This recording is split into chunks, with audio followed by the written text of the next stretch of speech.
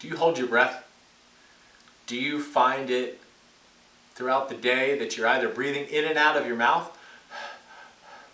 Do you find an inability to breathe in and out of your nose? Or do you find yourself throughout your day holding your breath? A few years ago, I got really obsessed with this idea of the vagus nerve and how this nerve inside of your body worked with your breathing. And this started when I was working with clients as a personal trainer. I noticed that when we were training or when I was doing body work, people were inherently weak when they exhaled. If they were to breathe in, exhale, and do a movement, they were at least 20% weaker than if they were to hold their breath in, or if they were to just stop breathing for a moment after having inhaled.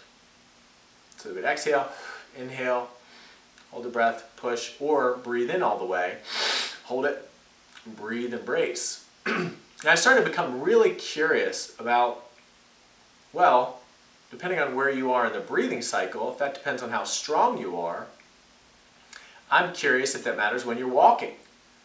If you're walking, do you have to breathe in and hold your breath to be strong? Or if you're running, do you have to breathe in and hold your breath to run because you're stronger that way? And I became very interested in the vagus nerve and how that could become stimulated based on your breathing. And that led me down a whole bunch of resources where I pulled out a couple of key lessons. And they're really simple. That you should become strong.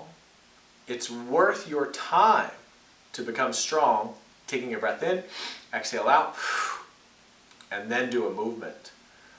Because you want to have, somewhere along a spectrum, the ability to contract muscles in a strong, strengthened way when you're breathing in, breathing out, or in the transition between breathing in or breathing out. You don't want to be stuck on one side.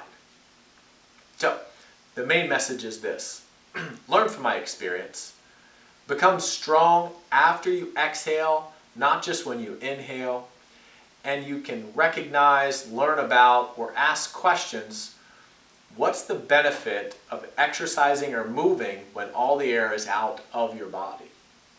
And I think you will be pleasantly surprised by what sort of benefits you can learn about inside of your own body that can appear by exercising after you have exhaled.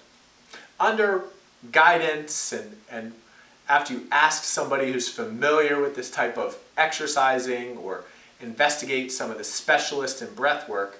But once you find the why and the reasons that support the point, and you get into some of the activities in a safe way under the guidance of a professional, I think the results you will greatly enjoy. And you can't oversell them because really it's doing more with less inside of your own body. Therefore, your body is more relaxed more often because it's not laboring to breathe in and hold yourself together. So if you enjoyed this insight or you found this to be a curious food for thought, check out DominicSessa.com, sign up for my newsletter, my YouTube, my Instagram. If you're on my newsletter now, thanks for being here, and we'll talk again soon.